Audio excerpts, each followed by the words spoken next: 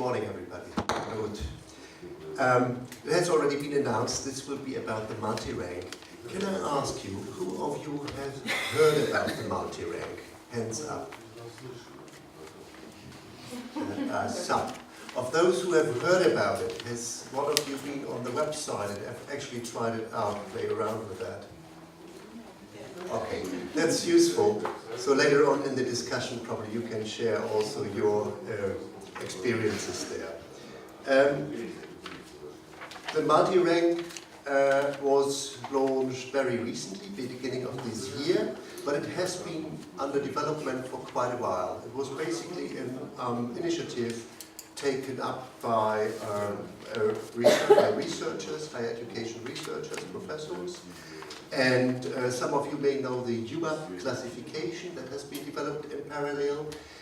In 2010-2011, a feasibility study has been carried out in which 150 universities participated, and the whole process from the first development projects, I could say, to the feasibility study has been funded in different ways by the European Union, which is a key stakeholder in the multi-rank. So when you go to the European Union's websites today, you will find it listed as one of the European transparency tools.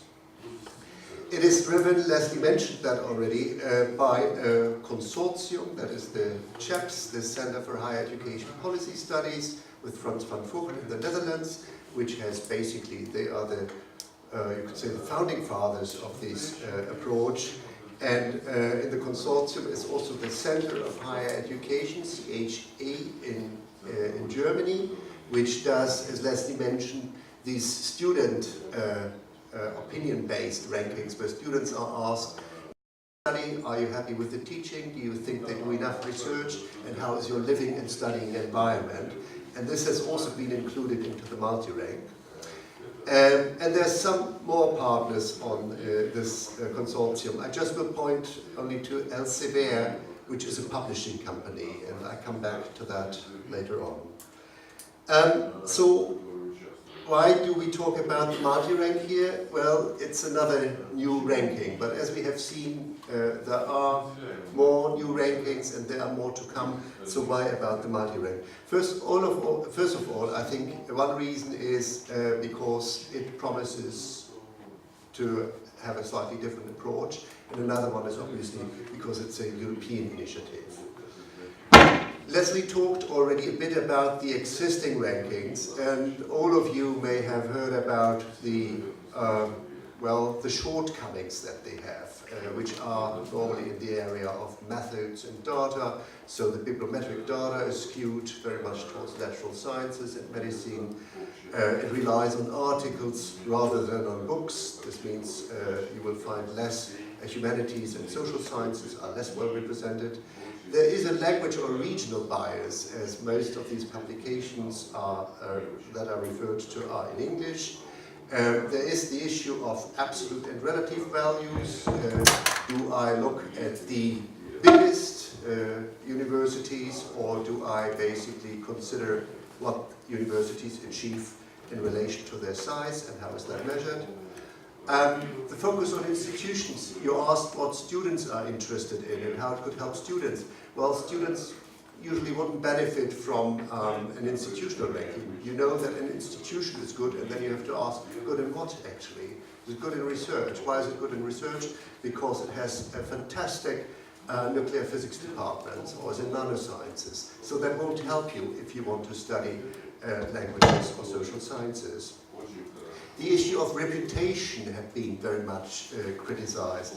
There was a so-called peer review, or there is a peer review approach in some of the rankings, where basically, on a rather random basis, individual scholars are asked what they think about this and that institution. And this is, of course, plays in favor of institutions which have already a high reputation. And then there's a focus on research issues, where, as Stephen just said, it would be important to consider the full mission of the institution, so including teaching. And another point that Leslie has shown in her curve, The global rankings, you can only have 500 in the top 500, so there are limits in how many universities can actually be considered by rankings. So in the multi-rank approach responds, I think, to some of these issues. First of all, every university can participate. So while it is a European approach, the call went out to all universities around the world, and they were invited to participate in the ranking. And secondly, they offer more than just an assessment of the research performance of the institution, as they, in addition to research, have 4 more areas. One is teaching and learning, another one is knowledge transfer, international orientation, and also regional engagement. Another methodological difference to many rankings is that it doesn't really rank the individual performance, but it has performance groups. Basically, it grades it in a 5-point scale from A, very good, to A to E, weak. So you don't have this problem that you have in a league table, that you, from a certain point on, you can't differentiate it any longer. The institutions are getting too close to each other. And they don't, and the multi-rank doesn't offer a combined weighted score, like you find it in the QS or in the Times Higher, where they would say this is the best, this is number 1, 2, 3, 4. You will not find it in the multi-rank.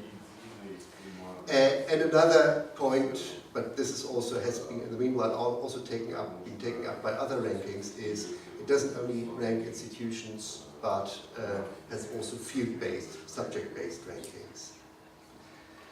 What the multi-rank offers, well, they have some predefined rankings, I think in 3 areas. Research, economic involvement is one, are 2, I don't remember the third one. But the main point is that it has user-defined rankings preferences. So you, as a user, can define how you want to look at the number of institutions that is in the multi-rank database. It has a web tool which enables comparisons, which enables search and comparisons, so you can look for institutions. You have a menu where you can choose what you find important, and then you can look through that and find institutions that offer it, and you can also look for individual subject fields.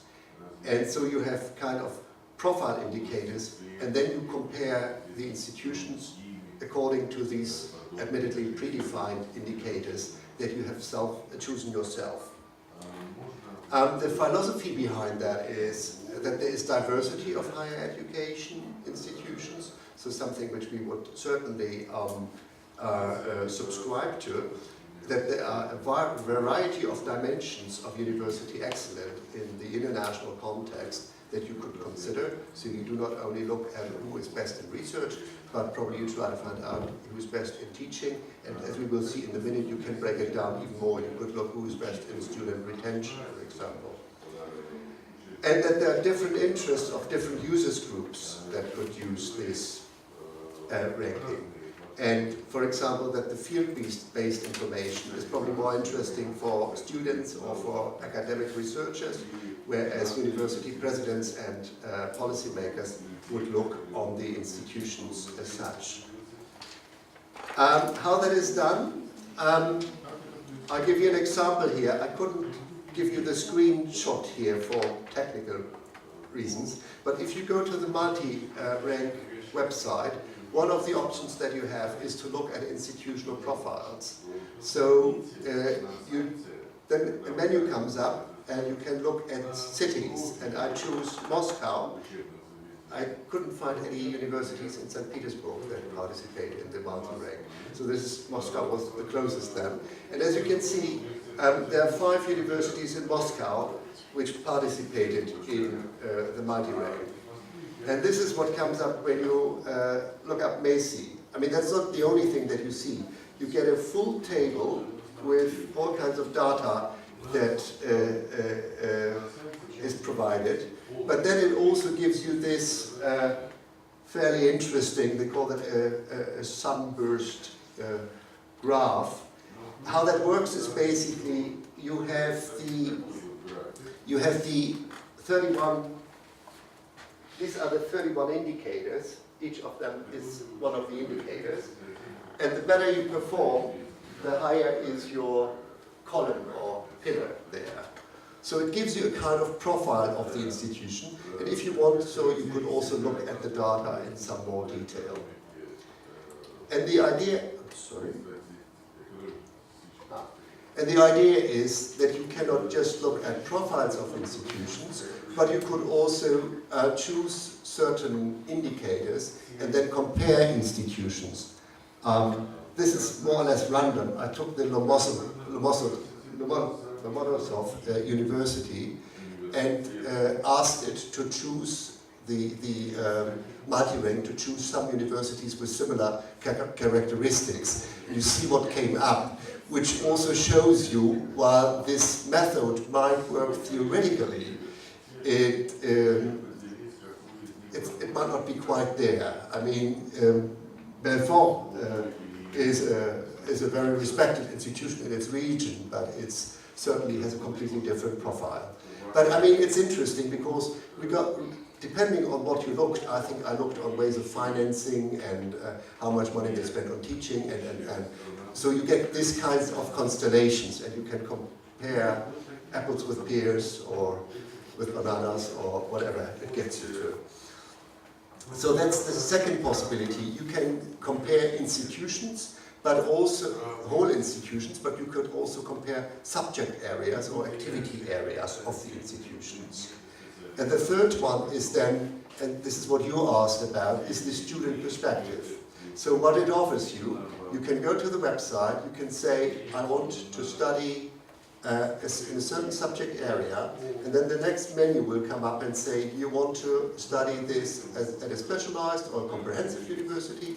Do you prefer an institution which is particularly doing well in research, or does that not matter? Yeah? And so you go through, and the last menu would then be, do you want to study in Europe, Africa, America, or in Australia? And you make your choice, or just say it doesn't matter.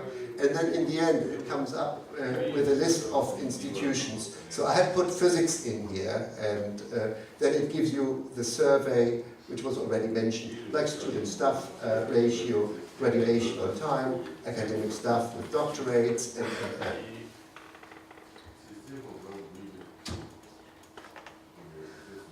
We can't look at all the indicators here, but you can do that yourself. It gives you all the information on the website.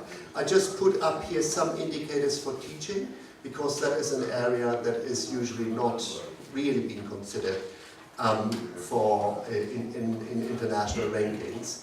And I give you some of the indicators that they have defined here, like, for example, spending on teaching, percentage on spending of teaching in relation to the overall institutional budget, then the percentage of graduates and postgraduates that are in the percentage of students that are graduate or postgraduate programs like masters and beyond doctorates, the subject areas that are offered, and the degrees that are offered. And then there are other ones that I just showed you at the previous slides, like time to degree, unemployment rate, and also the student satisfaction. And I think there they have adopted what Germany does in the CHE ranking. So they ask the students about learning and teaching, about the studying conditions, but also, for example, how they assess the research performance of their institution. The question is, does that really give you an indication of the quality of teaching? I have no answer for that. I think you could argue, well, it's better than nothing. Or others would say, well, if you have information which is not really objective, that must lead to distortions, that must lead to misunderstandings. So what you find also in the studies that we have done and the monitoring of the rankings is that we think that at the moment, at least, probably there will never be one, there is no for teaching quality. How do you want to express that? Of course you can look at unemployment rates, but given the economic situation these days, they wouldn't tell you a lot about the quality of the higher education. Student satisfaction might be a measure, but we know that there are different reasons for students to answer in one or the other way. Precisely in this particular case, you could say they either might answer what they really think it is, or they might say, well, it's an international survey which will result into a university ranking, so better I try to give a good opinion about my university to make sure that the program I'm graduating from gets a high score in the ranking. So all these issues make for a rather complicated picture. Let's have a quick look at the implementation. It has been launched in 2014, as I mentioned. 850 higher education institutions are currently in the database, equivalent to 1,000 faculties and 5,000 study programs from 74 countries. At the first round, they have not done it for all subject areas, and they also will not do it in the second round, but only for 3, electrical and mechanical engineering, business studies and physics. In 2015, they hope to have 3 more study areas included, and also 150 to 250 new universities.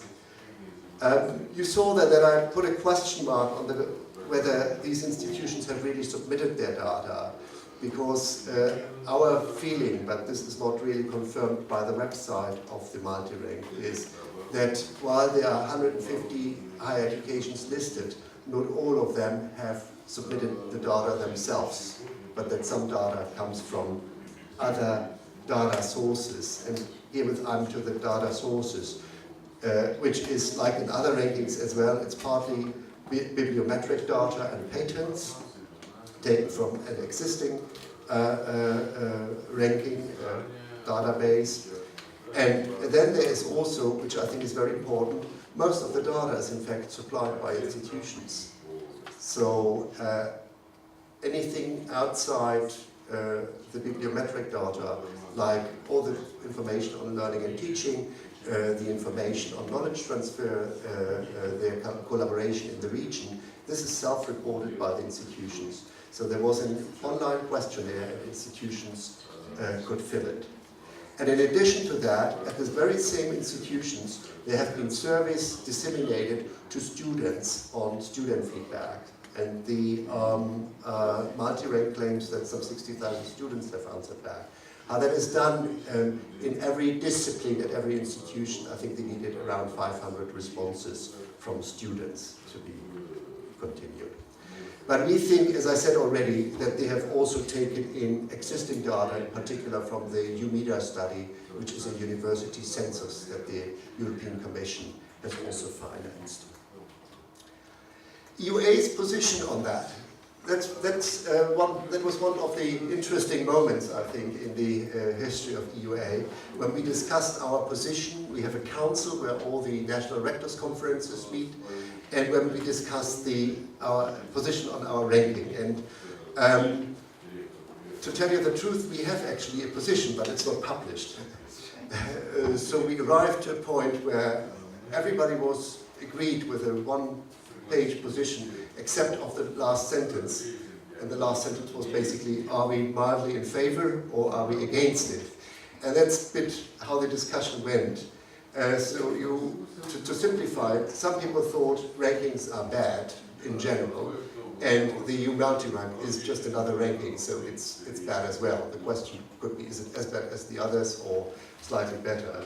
So by nature bad because the data is inaccurate, it's biased, it's subjective. Others said that, and they think that this is better to have no data than distorted data. There is also opposition towards the general trends towards metrics that we find. It's not only about rankings, but we see that many governments, they collect data, they try to assess the performance of universities. And this also goes into the media and brings up the question how to improve the quality of higher education, by what means. Rankings, this was another point made, do not express the quality neither of researching nor of teaching. It can capture probably certain aspects of research, but hardly the teaching mission. I mentioned that already. And all in all, it might be a waste of money, and in particular, in the current crisis, there are more important things to do than spending public money, and it's, as I said, it's financed by the Commission, on rankings. The other position was that rankings are inevitable, they are there, and your multi-rank is not another but another opportunity. I lost the words there. So it might be a kind of an opportunity. It's better than the other rankings because at least it tries to cover the different missions of the universities, including teaching. The U multi-rank claims that it has 300 institutions on its ranking that could, if you put in the certain indicators, they could become number one if you ask your questions in the right way. They've never been on any other international ranking, but here they are listed and they actually can be in a top position. So this is a more inclusive approach. Europe needs this also for strategic reasons. You know this, either you better decide by whom you are ranked and how you are ranked and don't leave it to some big international companies.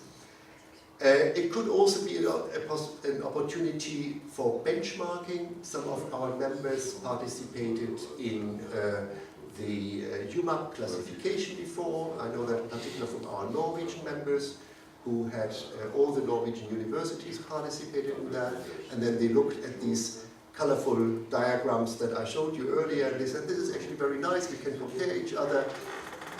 So that seemed to work, at least within one country, but the point that is made against it is that if you do that between different countries, you may not be able to truly compare the quality of the institutions.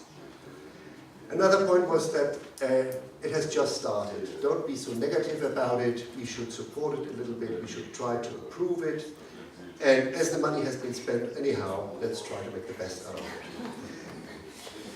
So we don't have a public statement, but if you talk to any of our members, you will get some of these answers. What we think about it now, what we do there, I should have probably said that right ahead. We have never been really involved in it. We were invited to join it in one way or the other, but we have tried to keep a distance to it. We participated in an advisory board where we sent an independent representative as a kind of expert to give advice. And what is a problem and will remain a problem, you have rankings on the basis of self-reported data and student feedback.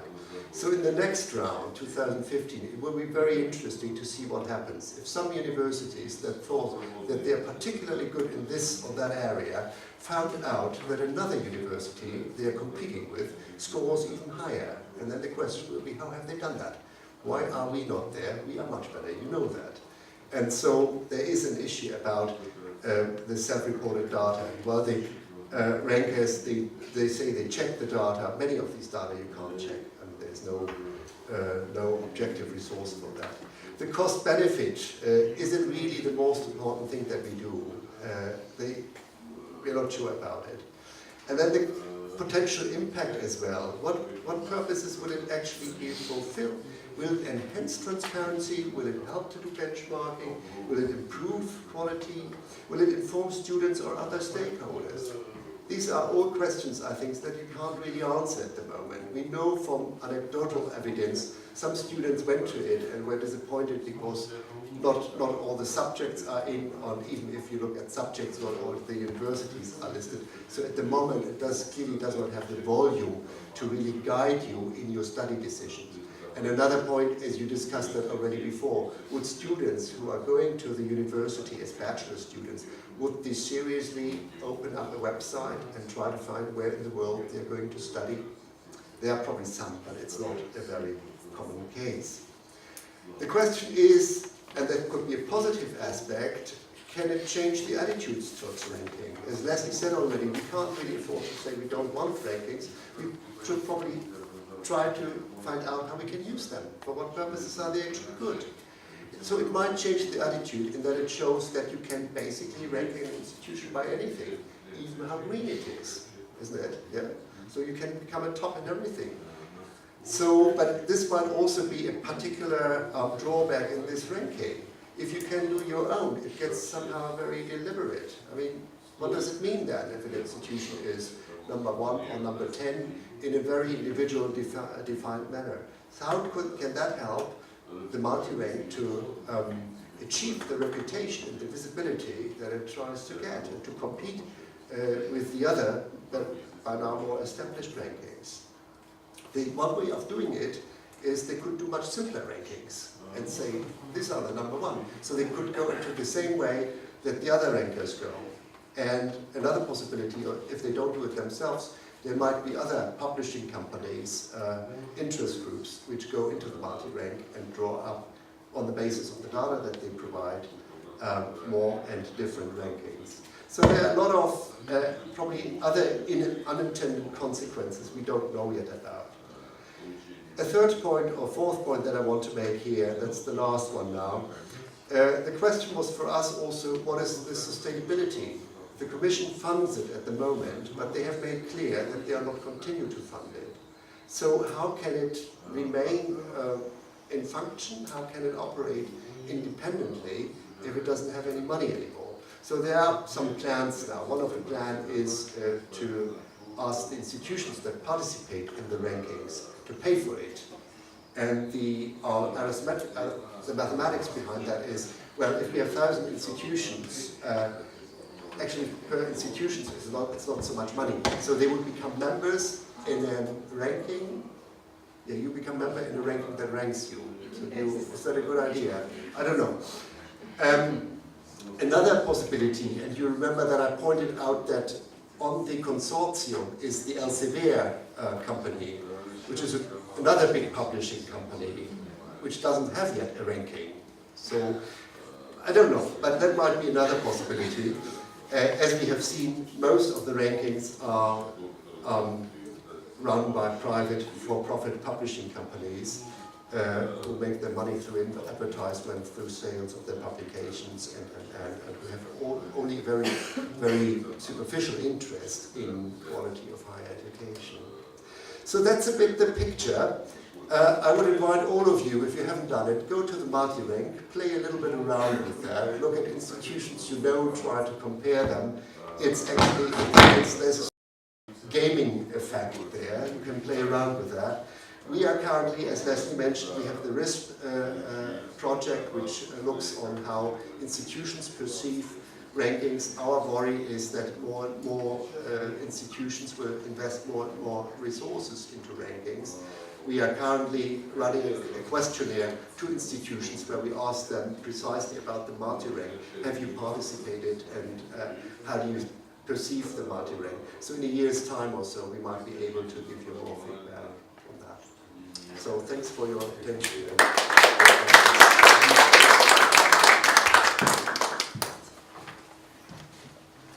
Thank you very much, Michael. It's an opportunity for questions. You can see Michael has spent ages on the website looking at multi-rank. Probably, how many hours have you looked at it? 100? So it's fairly user-friendly. I think after an hour or two you have about an impression. Yeah. And if you want to read the background, I mean, Leslie said it already, these two reports, in both of the reports we look at the multi-rank. The first one is based on the feasibility study, and the second one was right in time for the actual launch of the multi-rank. So it gives you an idea, the elephant ones. They are downloadable, yes, they are on our website. If you go to EUA publications, they're all there, you can download them. Good. So let's we can start with Philip hasn't asked a question yet. So your first question, Philip. Thank you so much. Very interesting. And what came to my mind when I was listening to you is the Olympics Games. So, in a sense that when there are Olympics, they do not compare the countries, well, they compare the countries, but it's sort of unofficial comparison. Yeah. So if we have universities as countries, it would mean that the competition is not really which country, which university is the best, but which sports within this university are better. So sports are competing with sports, rather than countries are competing with countries. But the question is the logic which you have described is like what I have understood, comparing this with Olympics? And if not, then at the end of the day, do you say which university is the best, like in typical ratings, or you rather say that in this or that direction, this university is the best, in this or that the other university is the best, and if then sort of these are the same universities which are the best in the ratings which we are discussing, with the universities which are the best in your ratings. So do we sort of have the same set of universities at the end of the day, or they're the different universities? Okay, there were a lot of questions. To start with, it's not my ranking. It's I mean it's the Madi rank, and I mean you could take a test. I mean you could look at the Times Higher. You look at the Shanghai ranking, and then you go on this one and tick on some of the indicators that you think will be important. If you tick on learning and teaching issues or on regional collaboration, very unlikely that you will find a lot of compliance there, but it might be interesting to compare what you get on research. I have done that, so it's really the question to try that out. It's like you said, I mean the people who put this in place, they offer you also predefined rankings, but they also offer you basically to do your own Philippe Cazin ranking, yeah, where you could decide these are the issues that actually matter for me. And so I've tried to find out where in the world, where in Europe are universities that are particularly strong on that. So in this regards, it's first an information tool, yeah, and it would be difficult then to decide from this one indicator that you choose who is actually best, because you may have 10 or 15 who qualified. You remember it was a scale only from A to E, yeah? So you might have more who are there. But when you combine this then, and is this university also international, yeah, and does it a few other things, then you might indeed get into a kind of ranking, yeah, where you say this is number 1, 2, 3, 4. But what does that tell you in the end? It's just, I think it's useful for yourself. If you are in a, let's say you're in a particular professional organization that is interested in which universities is business strong and where they are also strong in international collaboration, and so you could choose some indicators and use them that way. I doubt that this will put out of business the rankings of the big publishing companies, because you don't get these excitement about it. Yeah, it's not this is not a public event. People are waiting for the day when QS or Times Higher comes out, and it's even if you don't believe in it, everybody mentions it in a coffee break to colleagues. Have you seen that? How so and so this and this institution scores? So I think that's it at the moment. There's a question over here.